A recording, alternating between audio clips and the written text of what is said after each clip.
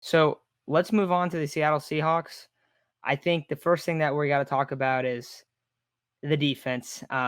We've definitely been a little bit critical of them in the past, and I think it's fully fair to do that. I really do. They have Bobby Wagner, future Hall of Famer, Jamal Adams, though he wasn't great last year.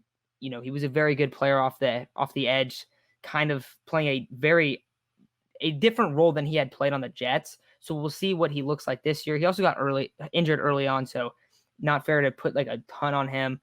Carlos Dunlap, he's an older player, but he was still productive last year. He's been productive his entire career. But then you look around and you go, okay, well, what about defensive tackle? They got Puna Ford, Brian Mon, other defensive end is Kerry Hyder. We saw him in San Francisco last year, and a lot of people wanted to bring Kerry Hyder back. I was for bringing Kerry Hyder back, but it was clear that he was going to be a reserve player. And that's the difference to the Seahawks team for me is they just have too many guys that are fringe starters, and they're like top tier guys. It's not like they can't help overcome like not having a super strong roster. They do, but in the playoffs, we've just seen them kind of fall off almost every year, it seems like. And it's just because they don't have those guys. I think Russell Wilson is either the second or third best quarterback in the league. I think he is phenomenal. He is probably the guy I want to play against least if as a Niners fan. I do not want to see Russell Wilson.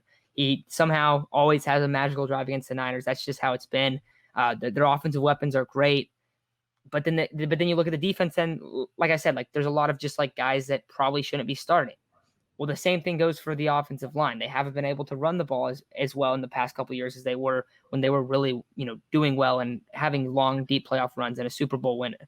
So for me, it's just tough to see them. I could definitely see them make the playoffs. They could even win the division. But for me, it's tough to see them just I don't know transform into like a true Super Bowl contender because I really don't think they're there. And I'm not trying to just slander the Seahawks as a Niners fan. I don't think they have the personnel to do it. Um, I still think they'll probably be a playoff team, and if they're not a playoff team, they'll be close. That's what happens when you have Russell Wilson. Yeah, I think that they need Spoon to be what he thinks he is, the best corner in the league. Which don't really know how true that is, but if he can go to that form, it really transforms their defense. Their DBs are not very proven, we're gonna say. I think that's the politically correct way to say it.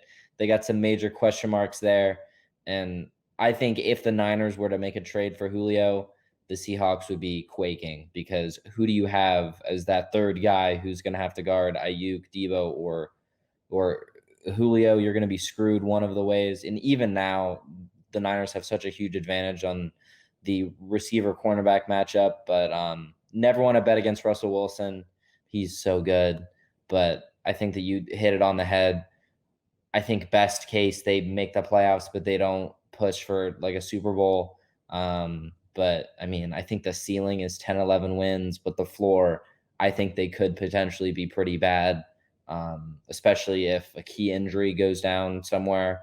Um, I don't think that they have a ton of depth, and I don't think that their top tier is fantastic, but I think Russell Wilson by himself is enough to get you to 500, which just speaks to how good he is and how much respect we have for a guy like that, given how often and brutally he has destroyed all 49er hopes. Yeah, no, I definitely think they're just a tough case because you look at them and you go, they have the quarterback. The overall NFC isn't great, but if you're the 49ers, where don't you beat them when you have your offense on the field and they have their defense? It seems like, well, you're going to be able to run the ball well against them. Maybe kind of in that middle of the field, you're not going to do great. Well, the 49ers are kind of showing that they're trying to shift their team to hey, we're going to run the ball and we're going to have big plays off of play action. It seems like that's what they want to do. We don't know if we're going to see that this year with Trey Lance under center. We just don't know yet. But even with Jimmy there, I think it's just hard to expect the Seahawks to be able to stop the run or the pass against the Niners. And I think we're going to see shootouts in these games. And also, I wouldn't be surprised at all if they split it. I fully expect the Seahawks to beat the Niners once.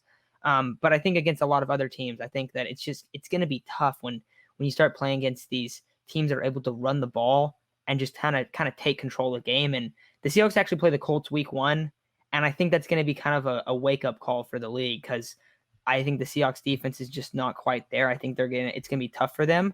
And also for the Colts' sake, I think the Colts are a really good team. I think they're going to kind of let everyone know, like, hey, we're legit.